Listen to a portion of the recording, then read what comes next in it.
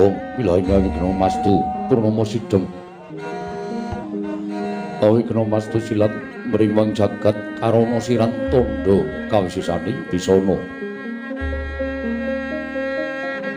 sono sinawung langkung pestemas tetantun lambang Buddha jinantur tutur katelo tulat-tulat melap deng paradya pinarsita upama prameskara karana kiya tumiyung jaman purwa pinarti taming lalut pamangka tekap wasananing bubita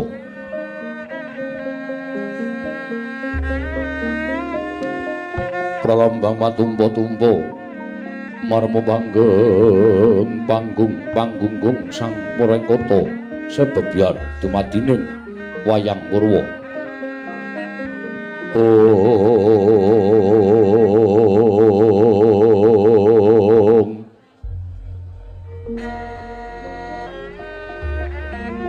Purwakaning kondo linarik runtuting basa dongeng Gunung Musulasa yen ninarasaya karaos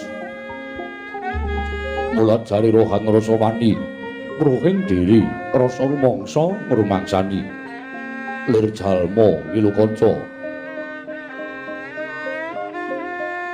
jar wis rinakop caing carita beje wis gemelar jroning pagliran yaiku sejati namriksani pagelaran ringgit purwa Surya Candra Darumyang Kartika pinurba kodrating kawasa Sahira Trihangi Tri Bawana purwa teking duksina gilir gemanti teman dadi petanganing dina sasi warsi windu kang sarta abad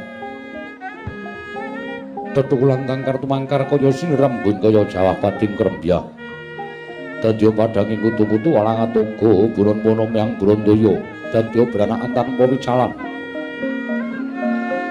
padhang trawangan sunari sanggerang rawi ngasa merbawani jagat mungguing jagat wetan duk munguk-munguk mungguing angrane mukrabang prengangah lamun kaeksi yayahan dilato bumi saya dangu sumono sanggiwang arpa katon senopelak kanan kiring abang ismu jenar kaperbawan sunari sanggiwang basanta tanem tuwa katon ijo royo-royo habangku gunung ingkang biru moyo-moyo bojo ing gunung gunemelan gendanu kasiring prabancana lenggat lenggut nganti kaya gunung makuta mega tanpa tawis dangusa laing kawula dasih Jenderal Sangkubaya Boga garap Tegal Sawai anglur seluruh tanpa pedhete sinambi sesendonan sesindenan mikul garulukune hanggiring raja kayane sawane ana pirembagan Samarawangi Sang Hyang Argasaya dangu saya inggil katon senari jagat wis katon melok dringing kebat papat lor kidul wetan kulon senari jagat kang samrebut yada rebut teja rebut kekuwung parandene datan ana ing madaning pesanggrahan Bulu Pitu pranyata pesanggrahan Bulu Pitu punika penyangga palangganipun Narendra ing Astina Prabu Duryudana ya Prabu Suyudana ya Prabu Kurupati ya Kurawendra ya Jaka Pitana nata lamun Narendra ing Astina Narendra Gung Binatara Sekti Mahambara gagah prakosa sembading warna pramila jaring pupuh dasar sugih bondo sugih bandu sugih bondo lire numpuk brana picis sugih bandu tegese sugih sedulur pramila datan memokal lamun jroning Bratayuda barisan Ngastina sarwa sembada sarwa sentosa Narendra tetelukan suruwan saking manca negari sakalangkung kathah Wimbo wadya bola ingkang sampun sampet gegaman tanpa wicalan sedaya sami aglaring Tegal Kuru Yaya Samudra Rop ing dedharatan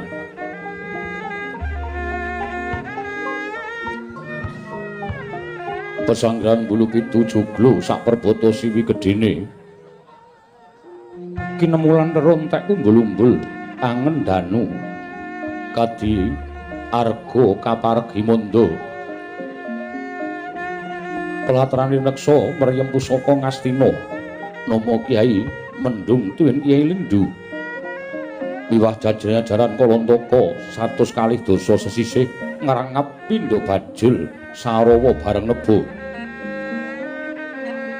sakukubaning pesanggrahan pinagran prajurit carangan rajek wesi stabilan perang tandang Jogobelo Singonegara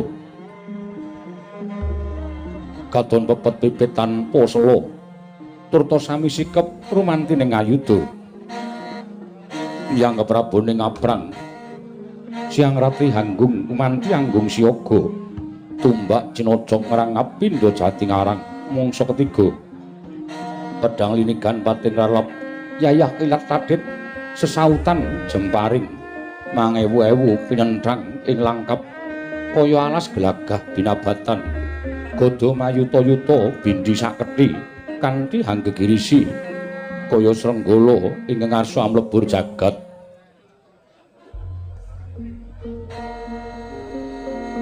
kala-kala sinelasa waraning trompet tengaraning wadya miyangku mrinjik ing kekapa pangriking kuda pangrempeting dewi panggo yayah gerah kapating mangsa labuh dasari mangsa ketiga pramila pasiten Tegal Kuru sinampar sinandung dening para wadyabala mahanani bledug mangampak-ampak kumendeng angebeki jroning pesanggrahan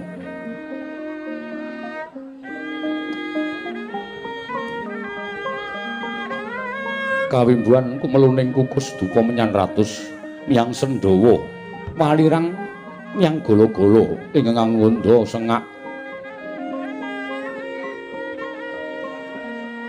ngimbu sangsaya adamel kekesing swasana saliran peksi dandang ing wanci siang rebut ngarsa hangembul kuwanda dene lamun wanci dalu pating glero sabawaning satu galak simo sarpa srenggala samya kiprah arbut mangsa daging menungsa temah kalya giris kang samya wuninga gelaring kuru kasitra ing dinten mangke bilining kali ganggo katingal malirah labet toyane wis campuk kalewan ludira saking pabaratan turta kawimbuhan lembak-lembak tanpa wicalan bangkening perjurit kang gugur ana ing Madyalaga batang kuda miyang dewi panggo remukan kreta putungan tumbak sempalan tameng samya kentir ing lepen ganggo dadya buket toyanipun bengawan ganggo sami saknalika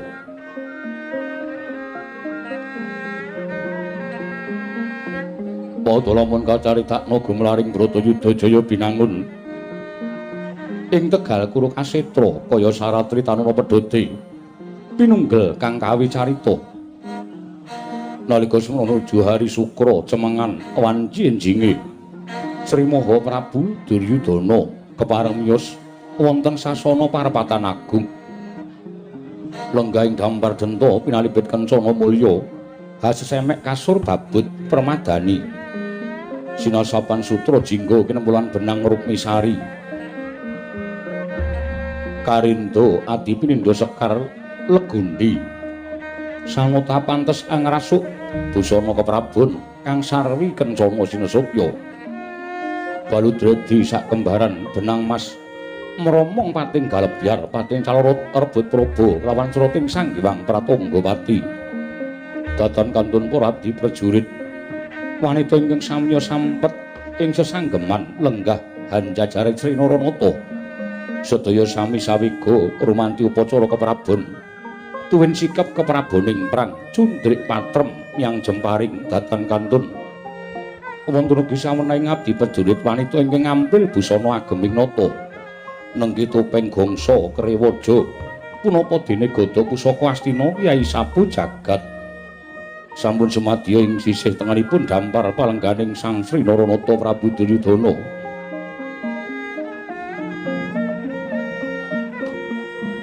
sinten to ingkang kepareng caket kelawan lenggahing Sang Buminata menika to warnane Sang Nindya mantri muka palsaning praja ada daleming paloso jenar Rekyana-pati Harya Sengguni ya Harya Suman ya Trigantalpati. Najan sampun kempung pura jambul wonten parandene Pinartoya ngasta minangka dadi batal wakiling nata Pranata sakyaning para prajurit ingkang sami arsa bidal madyaning peperangan duwin Pinarcaya ngarakit gelaring baris.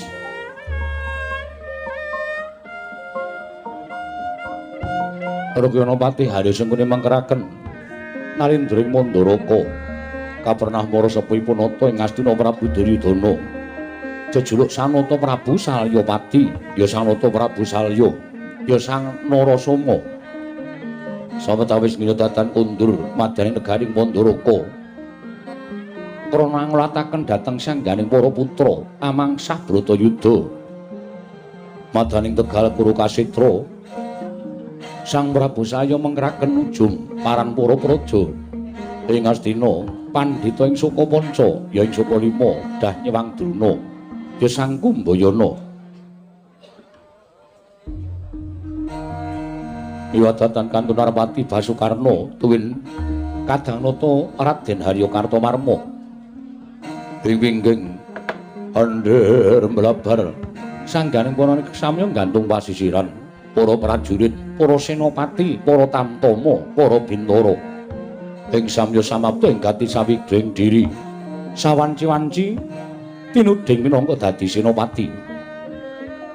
Parandene didemadyaning pesanggrahan Bulupitu amung katingal swara kenthongan muna ing gegantang uluk-uluk kaya sung sasmita lamun ana nyawa ingkang wis kakrasan papan ana ing ragane.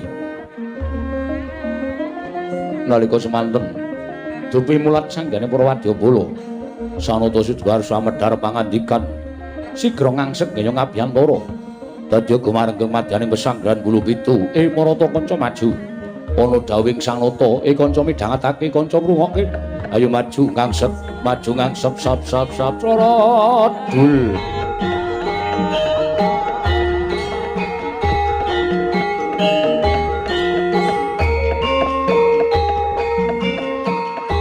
Yo.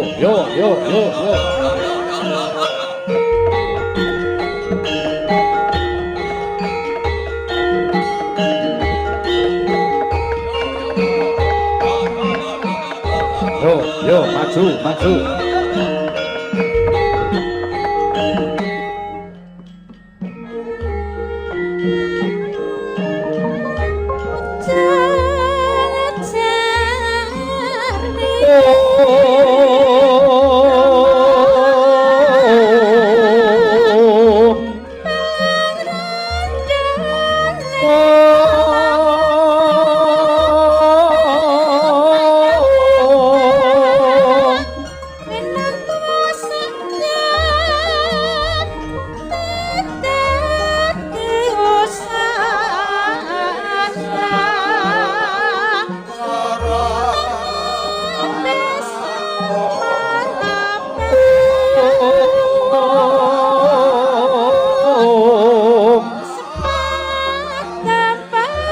Sarta pawonut ing ranu tresing karsa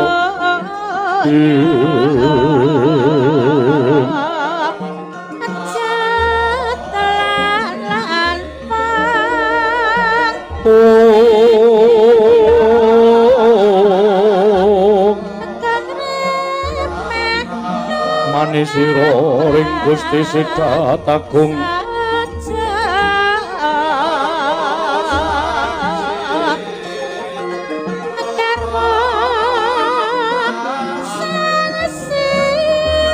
Sidratagung ing ngarmata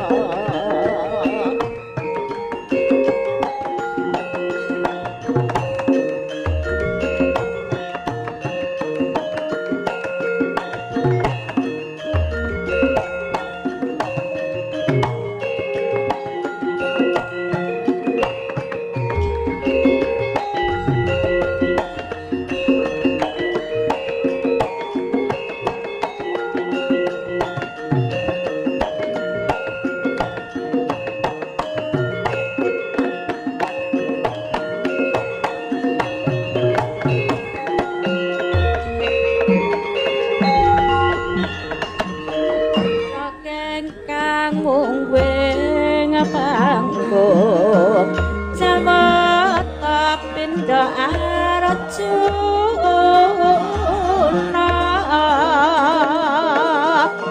jaman mangkuna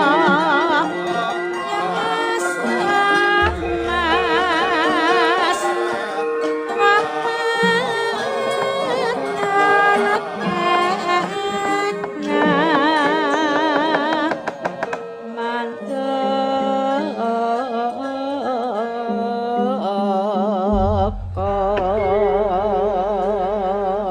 Surtinon ning pasewakan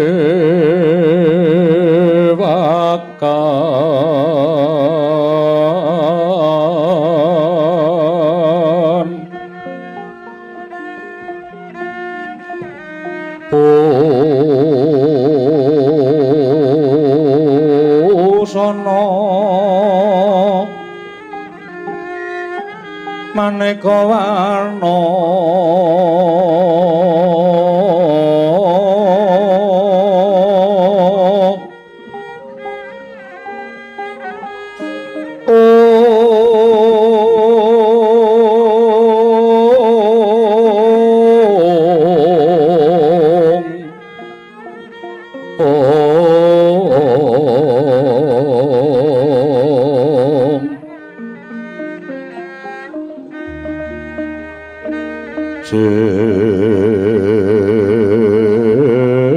Pak Puspiteng Udana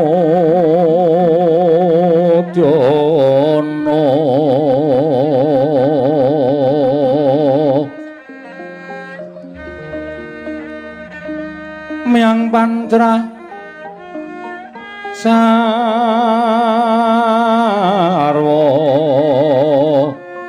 Rukma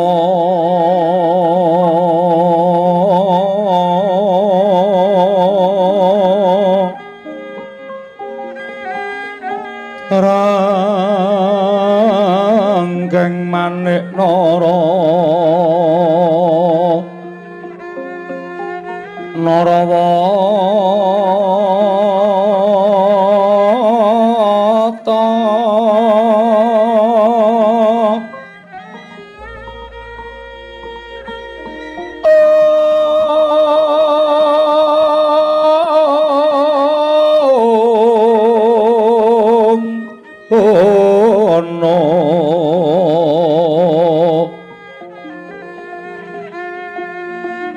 Obro Prabanya kang sumerat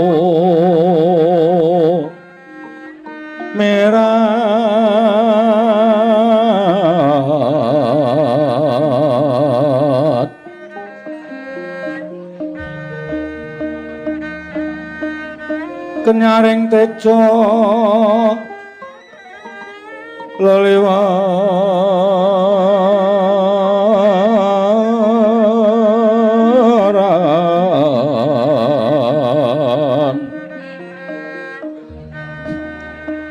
lir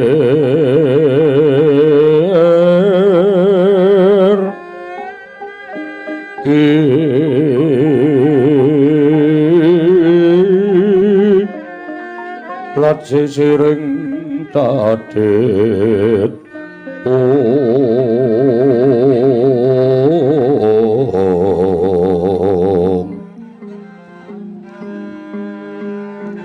wimbuh kekanda amrih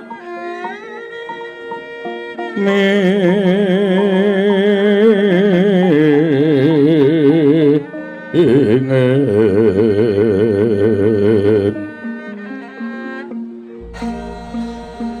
katiuping maruta maruta mando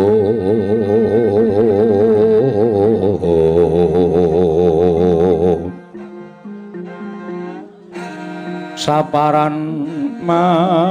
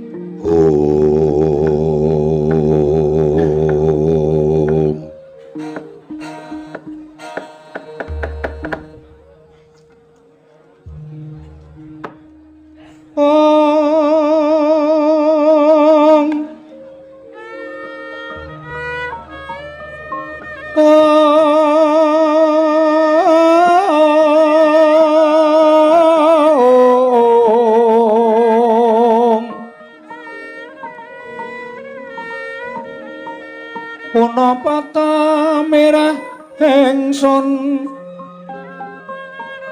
prihatin Waspagung mijil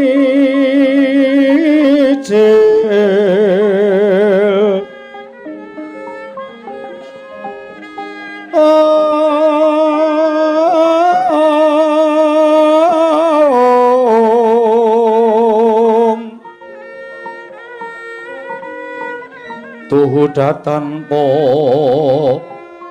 karya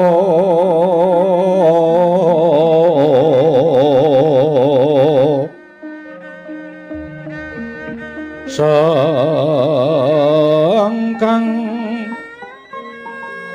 rinemekan Gusti gelung rena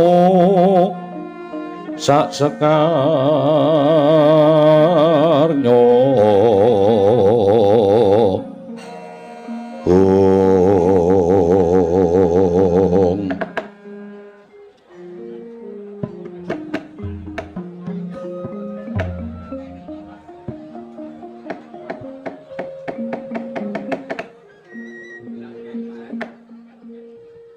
nuwun amit pasang kaliman tabi tinebing ngilodone dumawaing tawang tuwang sinuwun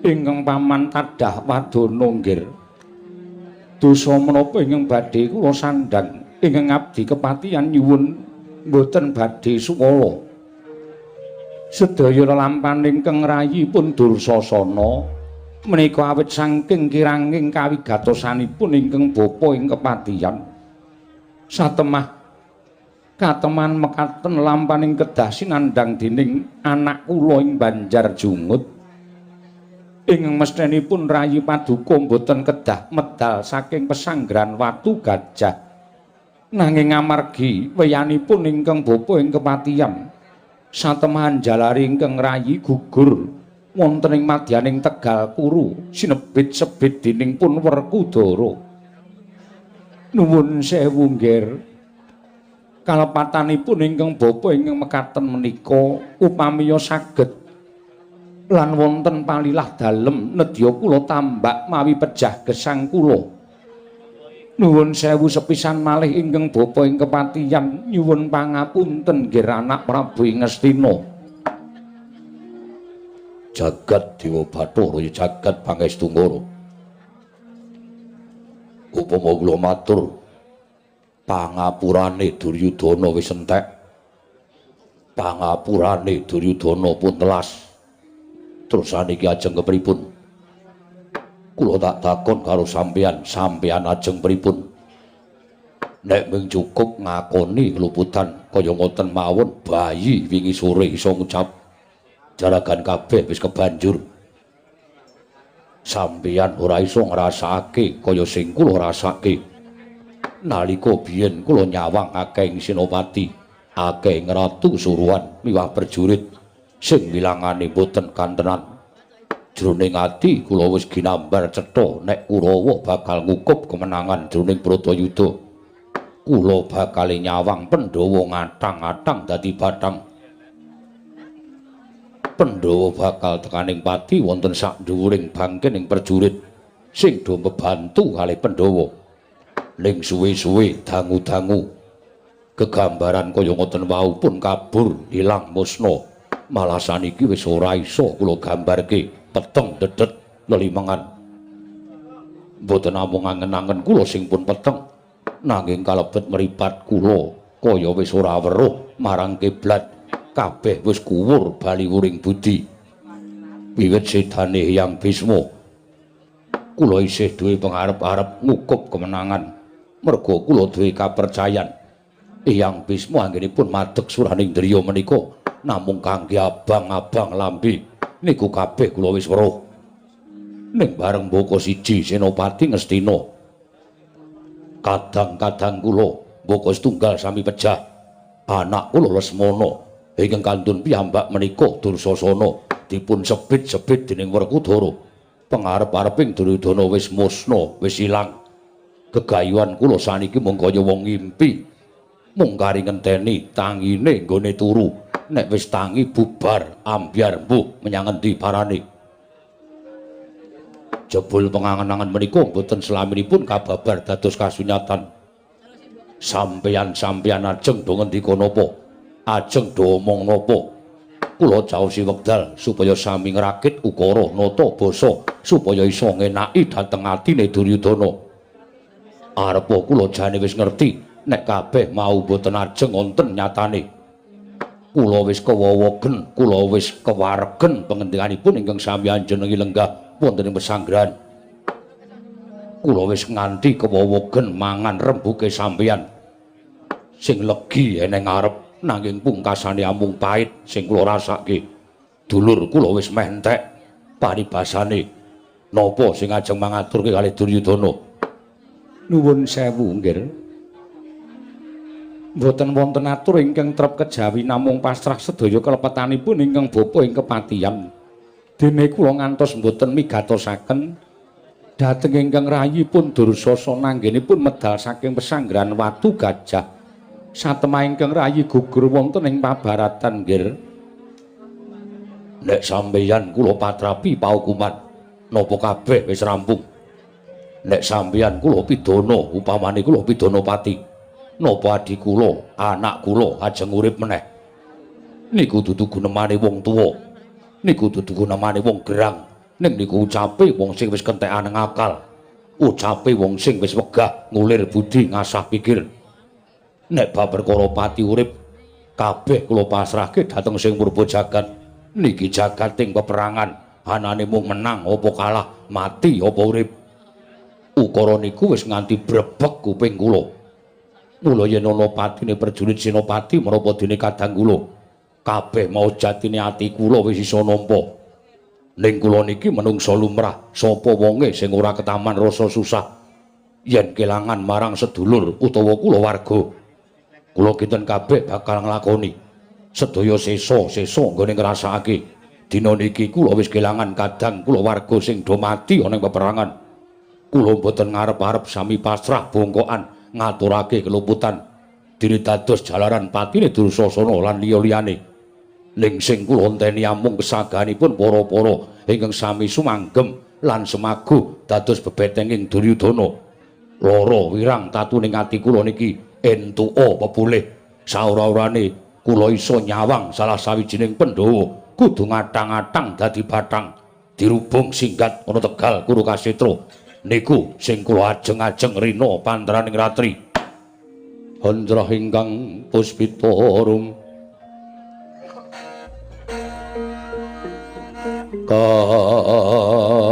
kasiliring samirana mrih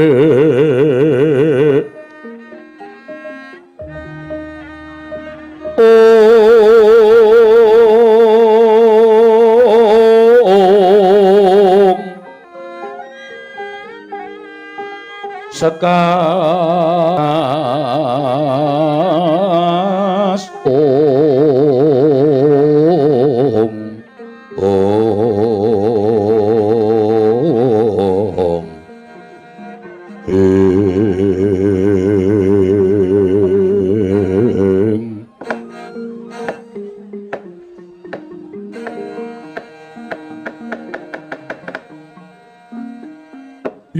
jagat wasesaning Upacara wayah putra jagat.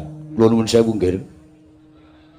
Nuwun sewu dening Kang Rama Mandaraka sumelatur Rama Prabu kados pundi. Estunipun sekawit kula mboten wantun munjuk atur dhateng ngersanipun anak kula ing Ngastina. Katingal sengkeling penggalih ingkang mekaten kuwatosing manah ingkang Rama menawi ngantos atur kula malah namung bebudhek penggalih paduka anak Prabu. Nanging sareng wonten pangandika paduka bilih paduka ngajab lintuning pepejah saking para Pandhawa. Mila lajeng ingkang Bapa Mandaraka sumelatur awit kawis tingal tasih wonten gumreget miwah gumregahing raos anggen paduka nyabrang dhateng peperangan menika. Raos kula ingkang sekawit sampun mupus bayu kang tapis. Ewa dene dinten menika kadidene tanduran ingkang katerak ketiga ngerak dumadakan wonten Jawa Dres katingal badhe semi. Nggih. Ing mriki pun bapa mboten badhe matur kathah-kathah ngelantur anggenipun tutur-tutur amargi menika sampun mboten wonten ginanipun caranipun tiyang lumampah kepentok ing jurang jero mongko sampun boten wonten margi kinarya menggo inggih kedahipun saged nglangkungi dhateng jurang menika kala wau nanging sampun ngantos dawah anak Prabu ngertos nggih kula saged mangertosi kula ngraosaken kados pundi raosipun kecalan kadang ingkang gugur wonten peperangan jering ingkang Rama sampun nglampahi pangebang-ebanging raos menika kados kaya nedya males dhateng lara wirang miwah males Pak Malespati dhateng ingkang Mejahi menika sampun samestinipun kamanungsanipun mekaten inggih wondene wonten perangan menika raos ingkang kados mekaten menika mestinipun kedah tuwuh mesti kedah tuwuh wonten madani peperangan tiyang ing kepengin males lara wirang males pati menika kedah tuwuh menika tegesipun tasih wonten gregeting manah kedah wonten nggih. Menawi namung nampi ngaten kemawon boten badhe kelajeng peperangan menika boten badhe kelampah. Mila raos paduka ingkang sampun paduka dawuhaken bilih sinten ingkang sembada damel sirnaning Pandhawa sak boten-botenipun setunggal peranganipun Pandhawa kudu ngatang-atang dadi batang menika dados pamecut panyeblak ing kasantosan anggen paduka badhe tetep nyabrang wonten ing perang Tegal Kurukasitra menika. Nggih. Kula mboten ajeng kendhu. Kula mboten ajeng mundur, kahanan wis kebacut kaya ngene. Kanggone Duryudana yen menang ya menang, nah yen ludes keles tanpa sisa, ajeng kula lakoni. Tinimbangane kula urip nanging kudu nganggo ganjel sastra wiranging sedulur. Peda menapa kula urip namung dipun hias dhateng sesaminipun Nalendra. Kula namung dipun pepoyok, kula namung dipun cacat luwung modar ning Bratayuda. Kula mboten ajeng getun dhateng lelakon kula. Mula nek pancen pun mboten wonten sing saguh gawe patine Pandhawa. Dulur kula, anak-anak kula ajeng kula belani. Kula ajeng nyangking sirahe Pandhawa 5 dina menika. Kula tugel gulune kabeh supaya menang Duryudana madaning Tegal Kurukasitra. Mangrumiyin, mangrumiyin. Mangrumiyin, Ger. Kula pitados kados menapa kebrananging penggalih paduka anak Prabu kula saged ngraosaken namung nuwun sewu. Sedaya saged rinemba kanthi taliti sampun ngantos keseluruh margi ingkang kliru. Nggih. Menawi tanpa petang upami paduka mangke majeng wonten ing peperangan namung gegaran kebrananging raos kula kinten boten badhe saged angempakaken aji Jaya Kawijayan kanthi pertitis tundhonipun namung badhe sora pejah. Ngemuti andel-andeling Pandhawa ingkang nyata limpat ing samukawis. Mila monggo samenika rinembak kanthi sae sinten ingkang sagah minangka Senopati netepi kesagahan hanjabel gesangipun Pandhawa mboten ketang namung sajuga kados dawuh pangandika paduka anak Prabu Duryudana nuwun amit pasang kaliman tabit tinebena ing ladone dumawahing tawang tuwang Yayi Gagang Prabu Karna wonten dawuh menapa klilan ana ingkang raka ngawangga sumlatur paduka Yayi nuwun sewu mboten nama ingkang raka badhe ngawrat-awrati penggalih paduka Yayi menika mboten namung sedaya ingkang kula aturaken dhateng paduka Yayi menika dapur panglenggana manahipun ingkang raka ngawangga anggenipun ingkang raka dereng saged anetepi menapa ingkang sampun dados kesagahanipun ingkang raka wiwit nalika kula lampah cidra ing wanci ratri ngedali Senopati wonten ing Kurusetra inggih senadyan sampun saged damel sirnaning anak kula Gatotkaca nanging jebul sedaya kala wau kedah mawi pitumbas guguripun kadang kula pun Dursasana.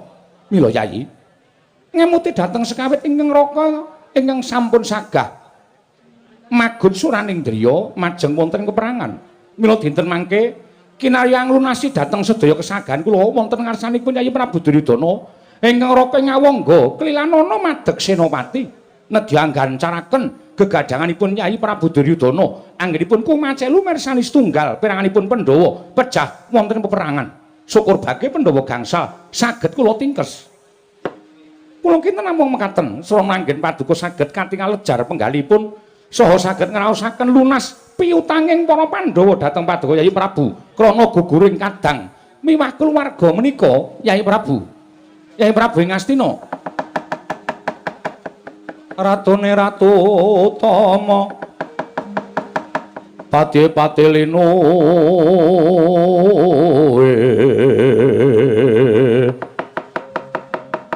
Pranayaka Tyasraharja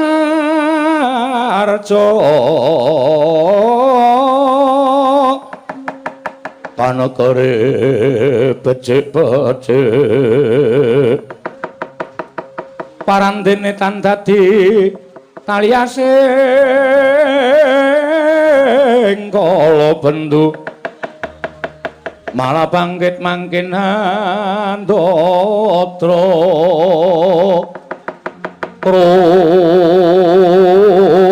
beda kang ribeti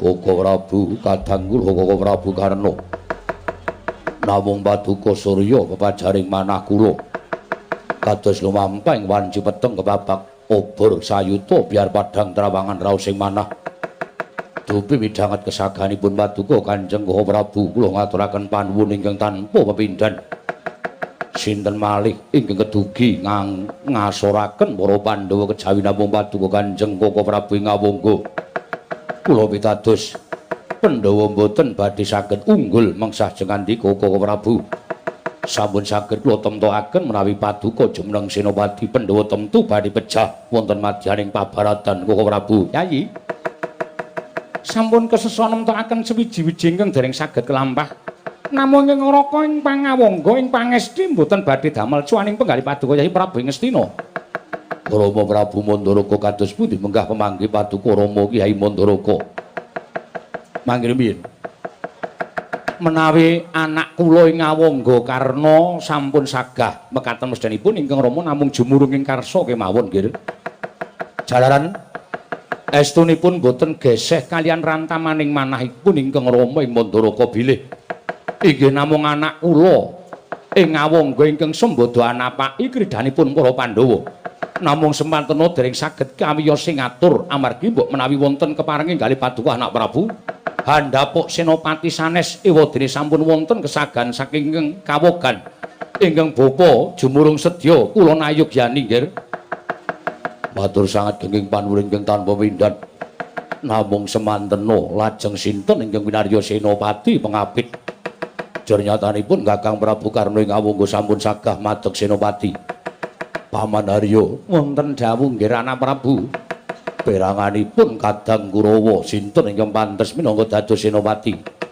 kejawi namung Kadang Paduka inggih menika pun Durgandasena ingkang sagah minangka dados senopati pengapitipun Nalindra ing ngawangga anak Prabu Karna Kadang kula Durgandasena katimbalana sowan wonten ing pesanggrahan non ngestaken dawuh nyuwun pamit madhal pasilan ngatos-atos sampun kados lari alit Paman Kloso Jenar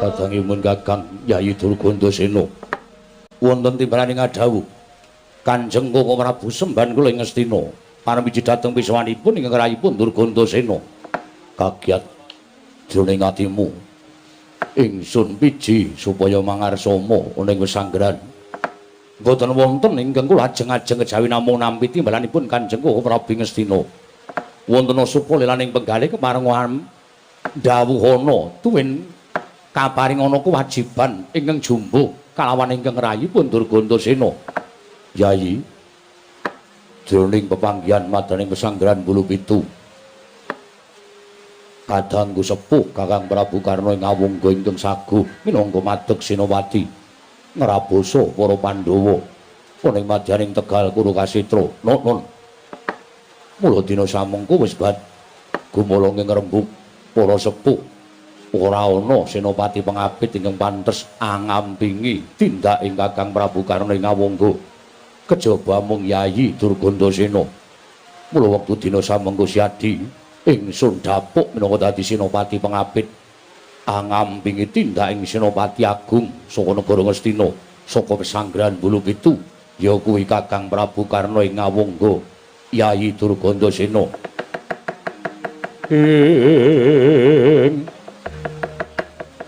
kagiat resang kapirang rinangkul kinempet kempet dosang reknaning bawana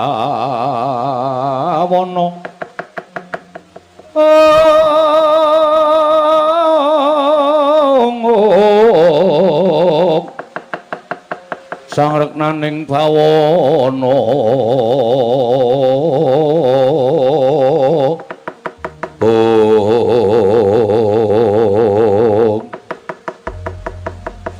sangat andadosaken suka marwata suta raos ing manahipun ingkang rayipun Durgandasena Koko Prabu rinten pantaran ing dalu boten wonten ingkang gumana musik wonten manah kula benjang menapa kula saged ngaturaken dharma bekti kula dhateng kadang kula sepuh samangke titiwanci sampun nekani wahyaning mangsa kala sampun handhatengi wanter sabda paduka Kanjeng Sinuwun Koko Prabu Ngastina anggenipun dapuk senopati pengapit ingkang rayipun Durgandasena angampingi dhateng Kakang Prabu Karna ing Awangga. Malah sumengko raos sing manah benjang menapa anggen kula badhe manjing telenging pabaratan. Yayi. Siadi ndak keparangake para prajurit ingkang sacukupe. Mula dhisik ana maju ning pabaratan ngrabasing para wadyabala Pandhawa. Alah dalah. Nyuwun pamit tambahi pangestu sing ati-ati aja kaya bocah cilik. Bawadurna wonten dawuh nggih. Sumangganipun ngragit gelaring baris kula nak ngestaken dawuh. Rama Prabu ing Mandaraka wonten pangandika ing dawuh nggih anak Prabu. Dinten samangke kula aturi ambiya warakaken miwah sedaya kemawon para punggawa nayaka. Supados biya warakaken dhateng sangganing para prajurit samudayanipun. Bilih sampun katetepaken Senopati Agung ingkang badhe madheg suraning driya ngrabasing para Pandhawa. Senopati negari Ngastina boten sanes kejawi namung Kakang Prabu Karna ing Awangga.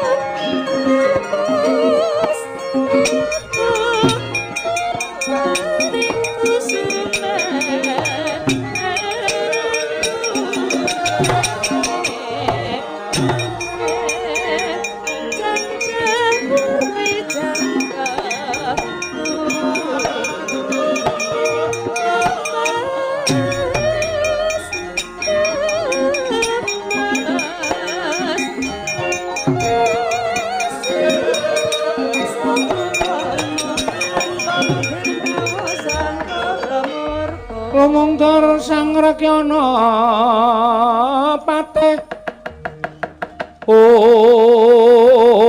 drenging para wadyabala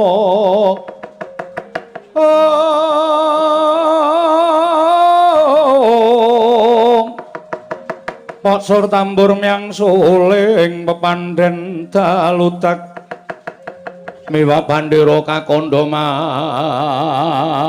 warna-warna pindha jala tiana sri kawuryan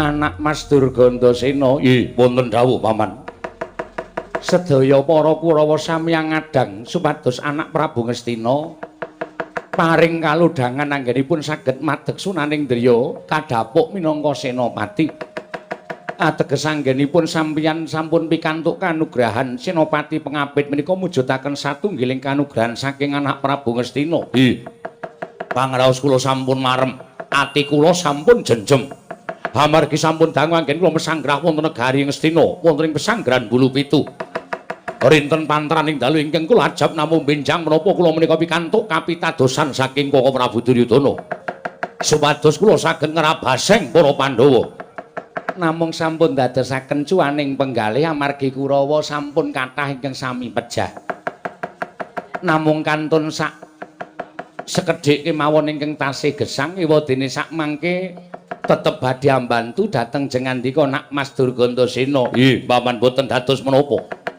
nadyan boten sarana para sata Kurawa mbantu dhateng kula nadyan kula ijen tanpa ruwang nanging kula boten badhe wegah menawi aben ajeng kaliyan para Pandhawa boten wonten ingkang kula impi-impi kejawi namung saged kula ngaturaken mestakanipun Pandhawa 5 cacahipun katur ngersanipun Kanjeng Koko Prabu Duryudana mekaten menika ingkang sae nggih mekaten menika ingkang sae Kartomarma wonten dawuh nadyan awakmu wis diperban pirang-pirang nggon ning aja nganti kendho ya Kartomarma tetep kowe maju perang nggih boten badhe ajrih kaliyan para Pandhawa swatama wonten timbalan nadyan kowe mung ngabdi nanging kowe banget mempeng nggonmu maju ning pabaratan aja mbok kendhoni nggonmu dandan kepara kencengana iki ana senopati agung ingkang bakal bisa mateni para Pandhawa ora ana le kejaba mung anak Prabu Karna ing Ngawangga ora-orane Pandhawa iso menang kelawan anak Prabu Karna ing Ngawangga swatama nggih ngestaken dawuh paman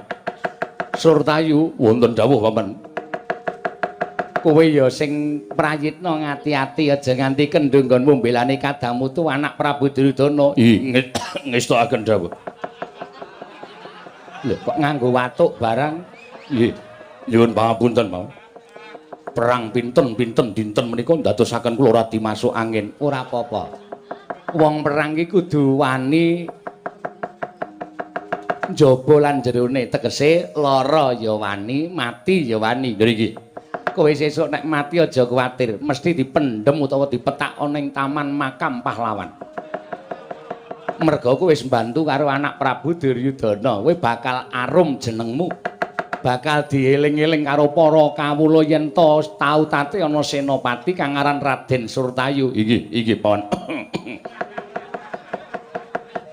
mbok kana ngombe obat sik kana wong arep perang kok watuk iki rak ya sing arep menang saka endi sampun kuwatos nadyan kula kados mekaten nanging jiwa kula mboten badhe mundur paman ya pancen kaya mangkono swatama wonten timbalan metu njaba nembang teng ora budhaling wadya nuntun paramadhal pasilan nyuwun tambahing pangestu angsa nembah kang piniji sang swatama sikra medal kondang wadya bala mangku rumahap kang para wadya hanampi dawuhira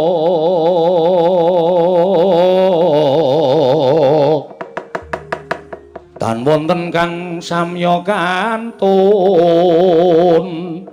hamung nenggo bendhe bidal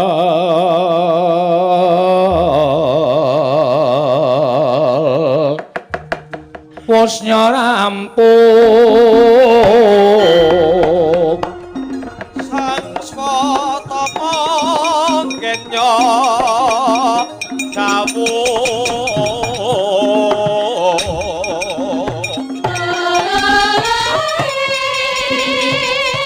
budalkan prawadya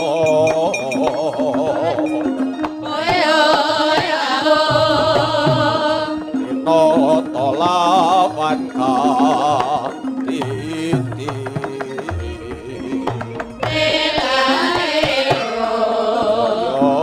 daya sang swatama tur udena gumelar ngepeki Surae kumuro sakakase sikrana kabaris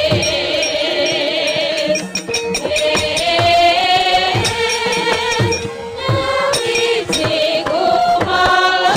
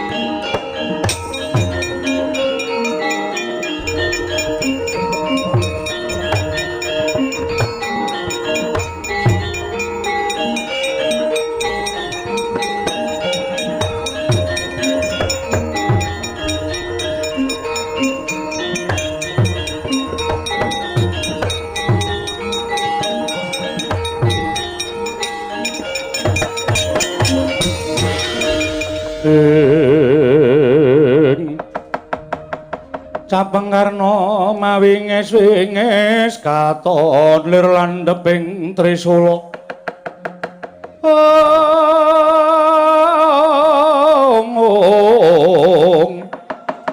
Nitra Markata lir kabaran.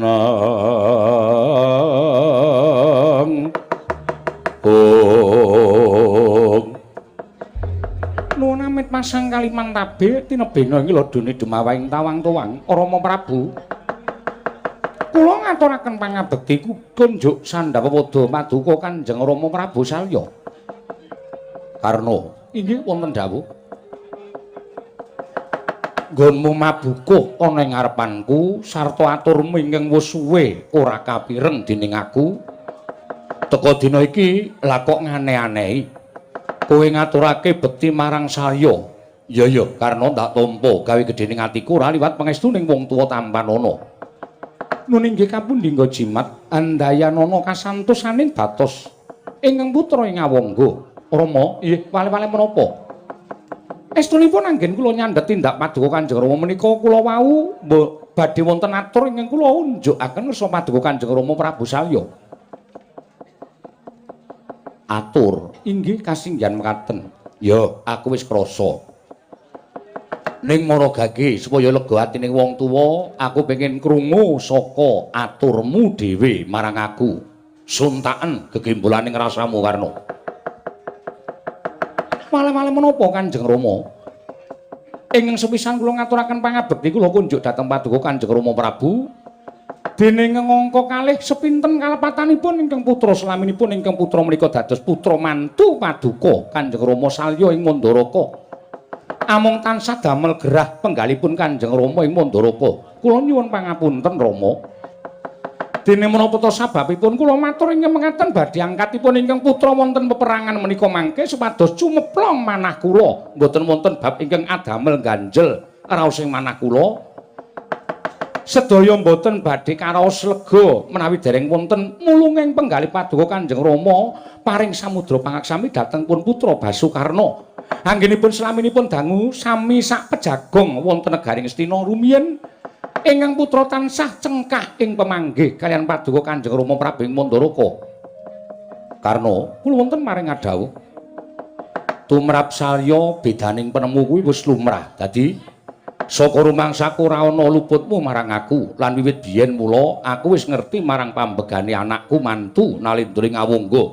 Ya kuwi kowe. Mula ora susah ana luput jejering wong tuwa kaya aku ingkang tansah kudu menehi pangapura marang kowe Karna. Matur sembah nuwun tanpa pepindhan. Dene mekaten dawuh Paduka timbalanipun Paduka Kanjeng Rama saestu adamel lega raosing manah kula Rama. Ya. Dene ingkang salajengipun badhe atur kula menika mangke sampun ngantos dados runti ing penggalih Paduka Kanjeng Rama. Kowe arep matur apa?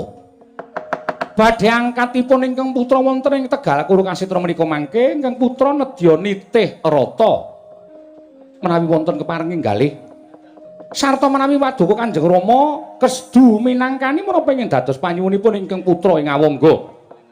Mboten wonten kusir ingkang pantes ngusiri dhateng ingkang putra ing Awangga kejawi namung Paduka Kanjeng Rama ing Mandaraka ingkang kula suwun supados ngusiri ingkang putra mangsah wonten ing Tegal Kurukaseta Rama.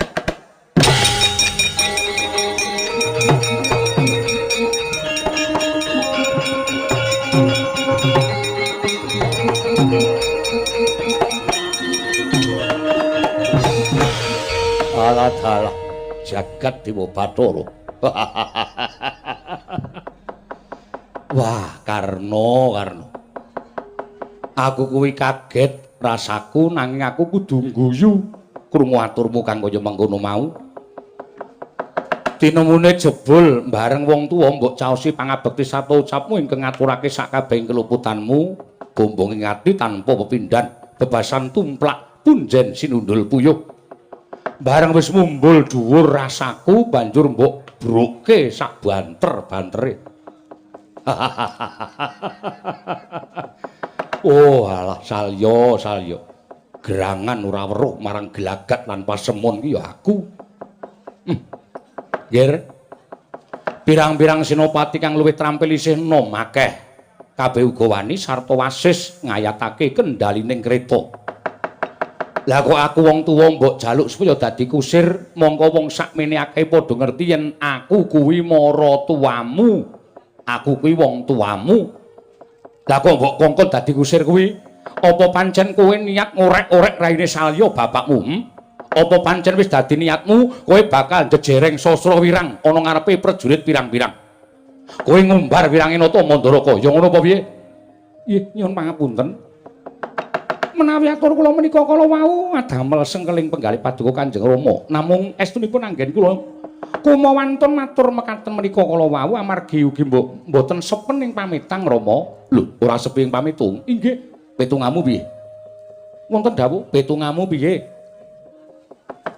Peperangan wonten ing madyaning Bharatayuda menika mangke mboten namung mligi kula ingkang ngetingalaken katiasan. Namung ugi prigelipun ulah kridaning rata ingkang sedaya kala wau wonten pangawaosipun kusir.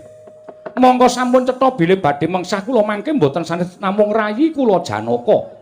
Wondene ingkang minangka kusir sampun mboten saged dipun selaki malih kejawi namung Kaka Prabu Ndarawati.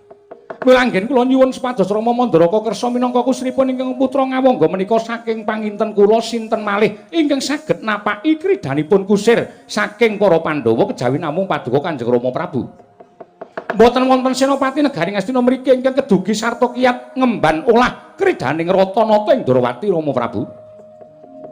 Menika ingkang sepisan dening ingkang angka kalih madhep mantep raos ing putra menika menawi tansah sinanding dhateng tiyang sepuhipun.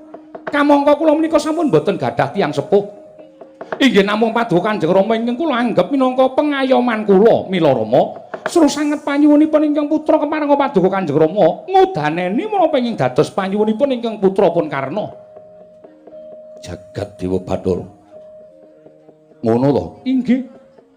Ya wis. Kanthi aturmu kang kaya mengkono mau nadyan satemene isih perlu ndak petung nanging gandeng adreng rasamu.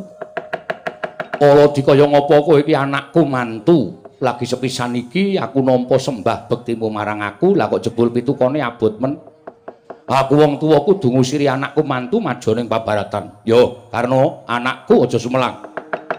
Mangkatmu ana peperangan aku kang bakal ngayatake kendalining rata. Karna aku ingkang bakal ngusiri anakku mantu ing Awangga. Waduh, matur sanget kanun-kanun tanpa pepindhan Rama. Yo, wis gagi. Ayo aja tida-tida. Manjing jroning rata tak bandhangake lakuning kreta manjing ana ing Tegal Kurukasetra. Mangke rumiyin. Nuwun sewu Rama.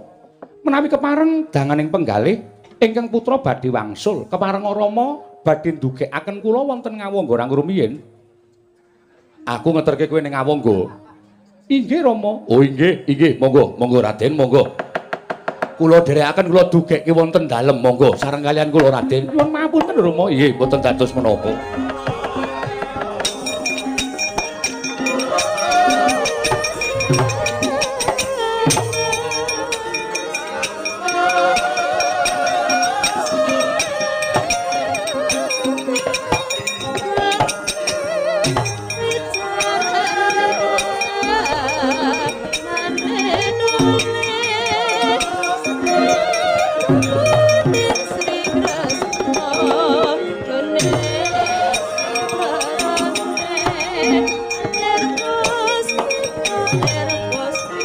Monggo Raden.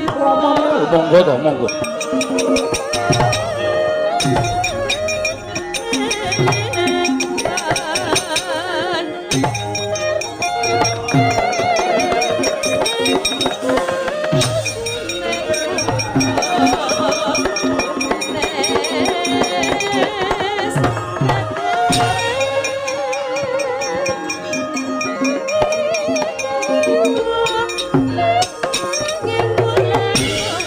Panjenengan ingkang